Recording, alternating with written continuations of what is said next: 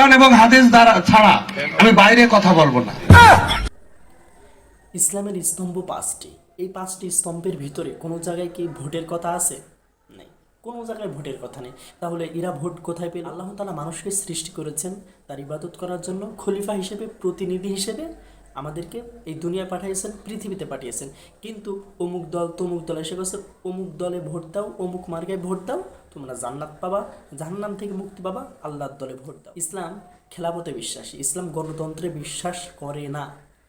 এই গণতন্ত্র আবিষ্কার করেছে আব্রাহাম লিঙ্কন, যিনি কিনা খ্রিস্টান ছিল। এই যারা ইসলামের ব্যানার নিয়ে যারা রাজনীতি করে তারা ইসলাম মানে না, তারা গণতন্ত্র মানে, তারা খেলাফত মানে না। তাহলে তারা ভণ্ড, তারা মুনাফিক।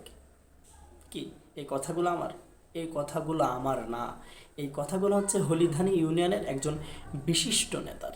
আপনারা তার মুখ থেকে শুনুন এবং আপনাদের যে মতামত আছে কমেন্টে অবশ্যই জানিয়ে যাবেন।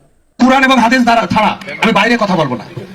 সর্বপ্রথম ইসলাম না, ইসলাম সম্পর্কে বলা হয়েছে আল বানিয়াতু ইসলাম আল খামসাতুন, ইসলামের পাঁচটা স্তম্ভ।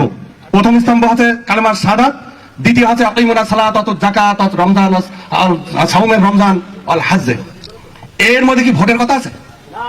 ইসলামের পাঁচটা স্তম্ভের ভিতরে কি 6 নম্বরে কি ভোটের কথা আছে? ভোট দিতে হবে গো।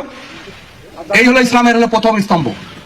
সেকেন্ড কথা, আল্লাহ তাআলা কেন মানুষকে সৃষ্টি করলেন আপনারা জানেন? খলাকাল জিন্নি ওয়াল ইনসানা লা ইয়াবুদুন।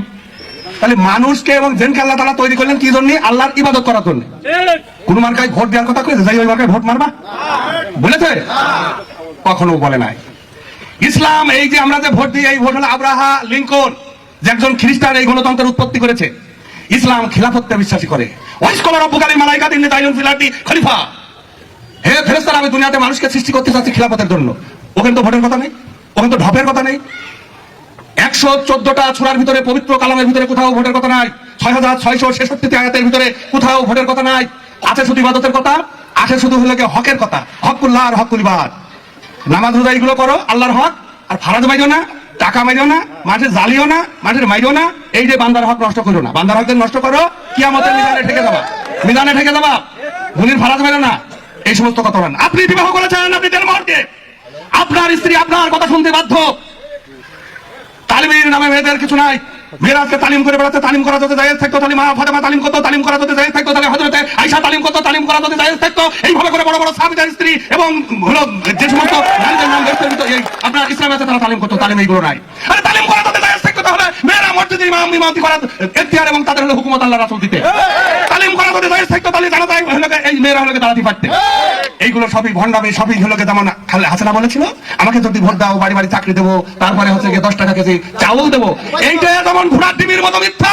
এইরকম একটি ভোট নেওয়ার জন্য কখনো মিথ্যা কথা দিয়ে